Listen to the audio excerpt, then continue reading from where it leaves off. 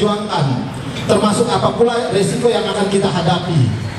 Kita kemarin baru saja menyaksikan bahwa tekanan luar biasa, bukan cuma sekedar counter aksi ya, tapi juga sudah tindakan represif, bahkan sudah ada penangkapan. Ini resiko perjuangan ini harus juga diyakini oleh semua saudara-saudara kita semua. Kalangan aktivis pejuang perubahan dan demokrasi siap menggelar aksi damai pada Rabu, tanggal 27 Maret tahun 2024 di kawasan Patung Kuda, Jalan Tamrin, Jakarta. Aksi ini sekaligus pula untuk mengawal Capres Anies Baswedan dan Muhaimin Iskandar atau Amin menuju Gedung Mahkamah Konstitusi atau MK, yang bakal memulai sidang perdana gugatan kecurangan Pilpres 2024. Para aktivis tergabung dalam Presidium Gerakan Penegak Kedaulatan Rakyat atau GPKR, gabungan dari berbagai kalangan, antara lain masyarakat umum, buruh, akademisi, atau purnawirawan TNI dan Polri.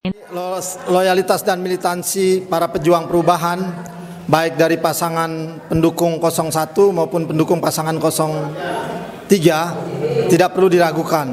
Sejauh ini pasca pengumuman atau pelaksanaan Pilpres, kami sudah bergerak karena banyak sekali kecurangan-kecurangan dan bahkan kejahatan pemilu.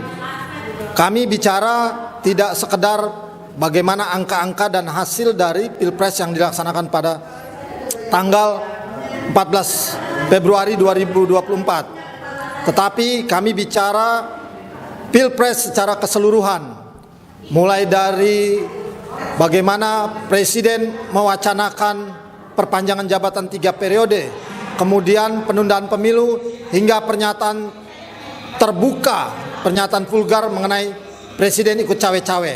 Kami melihat bahwa kecurangan dan kejahatan pemilu ini sudah sangat terstruktur, sistematik, dan masif.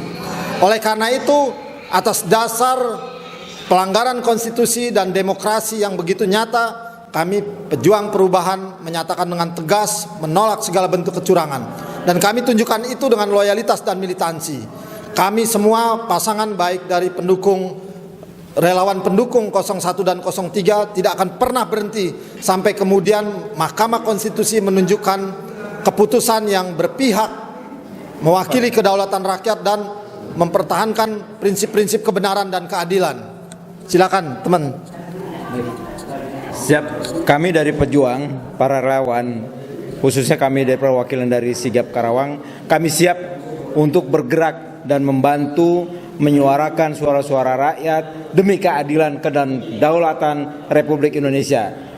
Dari hal itu, kami sangat melawan kecurangan-kecurangan yang telah terjadi yang dilakukan oleh oligarki atau rejim yang saat ini. Kami akan melawan dan terus bergerak menjunjung tinggi untuk menjadikan Indonesia yang berdaulat.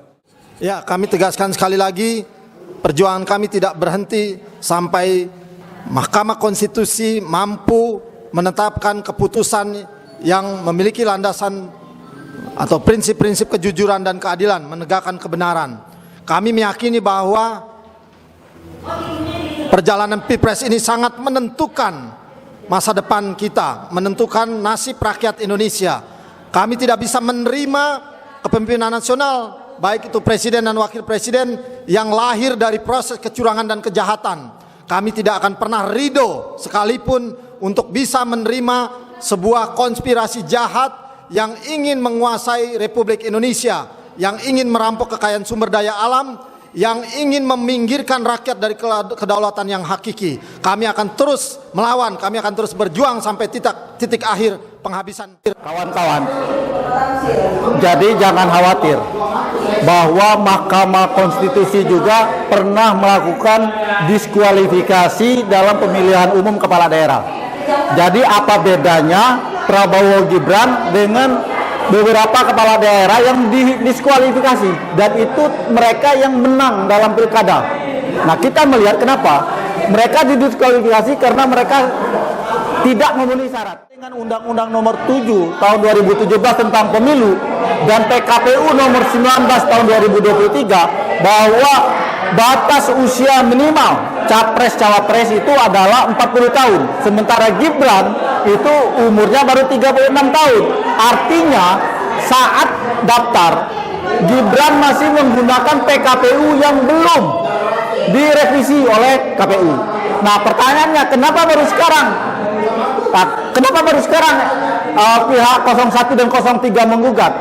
Kalau dulu kan kita belum punya bukti. Sebelum Prabowo berduet dengan Gibran, itu elektabilitasnya Prabowo itu hanya 24,6%.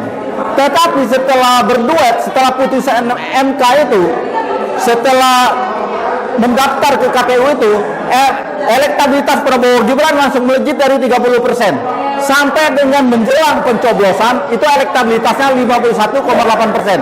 Ini menunjukkan bahwa adanya pengaruh mesin kekuasaan dalam meningkatkan perolehan suara Prabowo Gibran.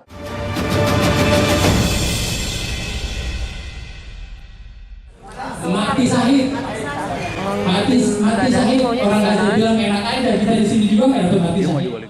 Sementara itu, digelar konsolidasi terkait aksi tersebut yang dihadiri para ketua umum atau wakil dari simpul-simpul relawan Anies Baswedan Muhaimin Iskandar atau Amin di markas Timnas Amin, Jakarta.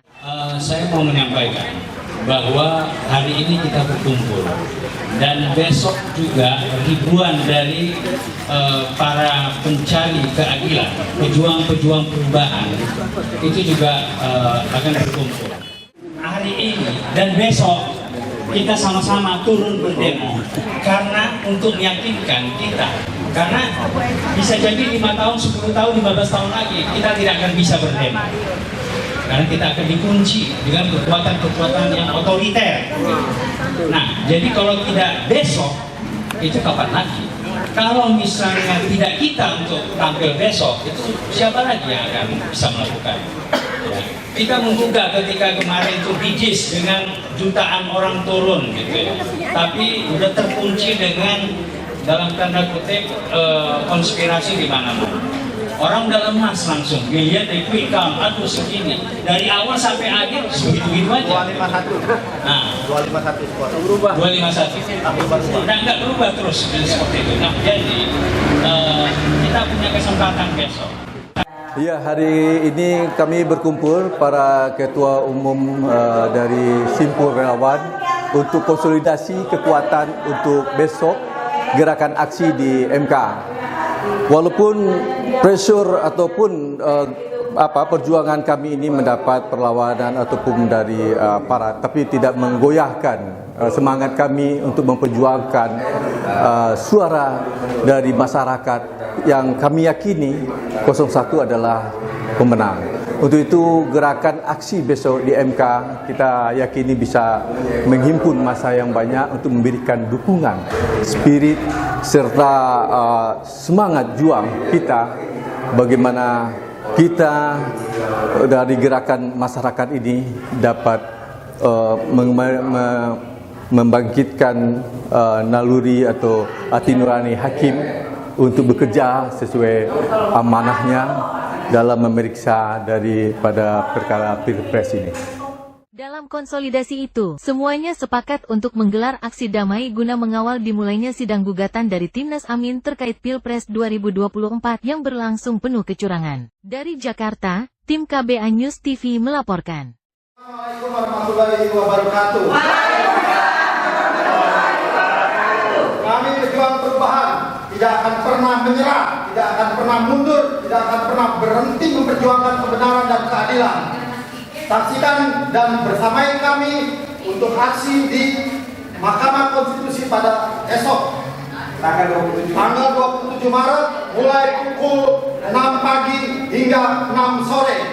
Indonesia merdeka! Amin! Menang!